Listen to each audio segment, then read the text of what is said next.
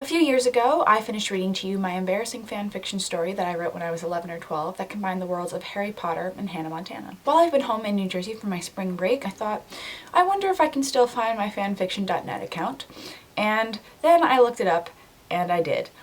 And wow, there are some great literary gems from 2008 Tori on there. And just like the one I've already read to you, most of them include characters thinking that other characters are cute/hot and then they proceed to make out with each other.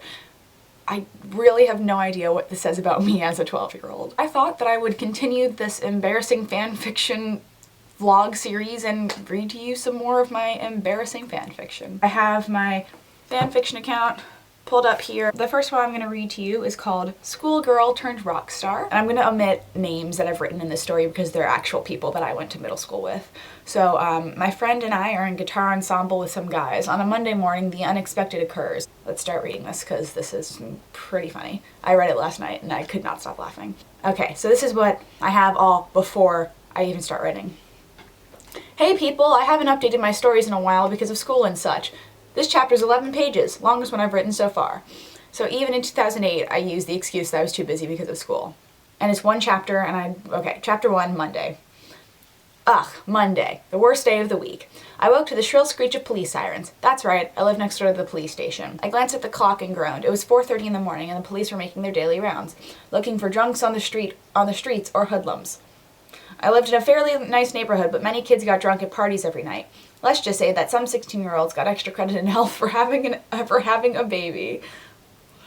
I sat up in my bed and looked around my room, something I hadn't done in a long time. My walls were dark colors, giving the room a gloomy mood to it. I looked at my ceiling and gazed at my picture of Nick Jonas. I was the same age as him, and I lived near his neighborhood. Oh, that's right, because the Jonas Brothers are from this town in New Jersey called Wyckoff, and that's like 15 minutes away from my hometown. Okay, that makes more sense now.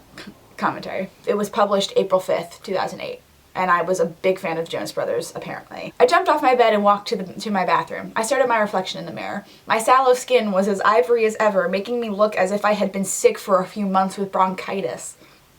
My long, dark brown hair was somehow neatly arranged in curls and waves that were unseemingly unmanageable. Okay, that doesn't make sense.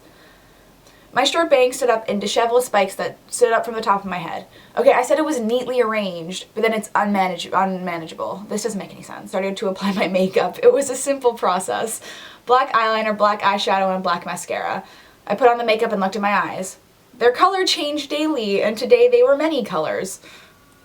Around the pupil was a thin ring of white, followed by a thicker ring of dark blue, which was followed by a pencil-thin circle of gold and was concluded with a thick circle of jade green. Okay, that's weird.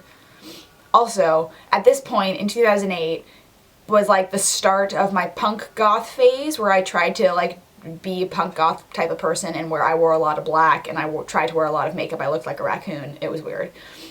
Okay, back to the story. I walked back to my room and went to my closet. I pulled out my gray skinny jeans, a black tank top, an orange Paramore band tee, and black combat boots. Walked into the music room. My electric guitar and piano sat there. Okay. I walked over to the piano and pulled out my Rent music book. I started playing the song and singing. I don't even say what song I'm singing, and then I write out all the song lyrics again, which is the same thing I did in the Hannah Montana Harry Potter one. So I'm going to skip that. It was Seasons of Love is the song. I'm going to skip all of that, and that's probably why the story's 11 pages long, because I probably put all the song lyrics to all the damn songs I'm singing. Okay, so I sang the song. I played the last note and sighed. I stood up and walked over to my guitar. Its black paint and sparkles glittered in the light. There were stars all over it. I pulled out my other Rent music book and started playing One Song Glory and once again singing to the music and all of the lyrics. I played the last chord and stood up. I put my guitar in its case and put the music book on top of it. I went to the kitchen quickly and got a cup of seltzer. I swallowed it quickly, grabbed my stuff, and walked out the door. I looked at my watch and saw that it was 5:45. I had guitar ensemble at 6. I think that was a thing that I did in middle school or that I wanted to do in middle school. I honestly don't even remember. Commentary. I ran to the school and walked in the front door. A sudden warmth floated up to greet me. Cinnamon and vanilla perfume was buried in the breeze. I walked to my locker and put away my books. I ran to the band room and started setting up my guitar. Hey, music teacher, because real names. Where are the rest of them? I asked my music teacher. They're on the stage warming up. I nodded, got my stuff, and walked to the gym. Oh, that's right, because I had a gymatorium in middle school. I found an empty music stand next to my friend, who's a girl, and put my music down. I attached my guitar to the amp and turned it on. I strummed a few chords. Hey, Tori, you got the music to the song you wrote, she asked. Yes, I have them right here. I added a bass solo for you, I replied. I gave her the music and she looked it over. At some places, she nodded, showing her approval. Hey guys, what do you got there? One of our guy friends asked. My friend answered, it's a song Tori wrote. You want to hear it? He nodded. We started playing the music and I started singing. And I wrote out all the lyrics to the song. Wow, it's pretty bad. I feel so different from everyone else. Nothing feels the same. The world is spinning in endless circles that just never seem to end. I get tangled up in the web of life and I can never find my way out. That doesn't rhyme. That's not good. We played the last chord and I heard clapping. I turned around and saw the other members of this guitar ensemble applauding us. That was really good, the music teacher said. Can I look at that for a second? One of them asked. I handed him the music and watched him and someone else play it. They're really good, aren't they? I asked my friend. Well, they applauded your song and they haven't written any, so I guess that makes you better than them, she replied. You're really good too. My friend, don't discourage yourself. Can I look at the song you wrote? I asked. She nodded and gave me the music. In her loopy handwriting, Miracle was written at the top. I skimmed through the song and read through the lyrics. There were many times the song slowed down. It was a love song, I could tell. The lyrics were filled with passion for someone. But for who? I wondered aloud, who's this song for? It's a song I wrote for Joe Jonas, she answered. The gym door slammed closed. A mysterious voice called, is this the guitar ensemble? I knew I had heard that voice somewhere, but I couldn't remember where. I put my guitar down, jumped off the stage, and came face to face with 3 insanely beautiful boys. I recognized them, but where were they from? One was tan, one was partially tan, and the other was pale, almost white, like me. The tan one and the partially tan one had cropped, deep brown, straight hair. Their hair was brushed off to the side in an anime style. The pale one had curly brown hair, and they all had intoxicating brown eyes. Hi, I'm Tori, and who are you? I asked tentatively.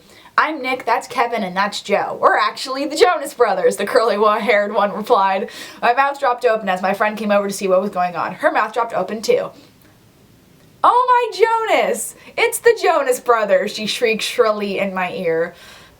Wow, I do remember actually saying, oh my Jonas, with my friends. That's embarrassing. She hugged each of them and introduced herself to Joe. I was rubbing my throbbing ear. Why are you guys here? I asked. Nick answered, we're not going on tour for a while and we needed to go to school somewhere. And we were living in Wycombe for a while and heard about this school. And we heard that the band program was amazing. I nodded. I couldn't believe it. I was talking to Nick Jonas. And that's the end of the story. And I never wrote any more of the story, and I'm glad I didn't because it's pretty bad. Thank you for watching. I'm gonna keep doing this because I think this is hilarious, reading stories that I wrote when I was 12 years old. Thank you so much for watching. You can watch my latest video here, subscribe here, follow me on Tumblr, Twitter, and Instagram down here, and in the description below, DFTBA, and I will see you guys next time. Bye.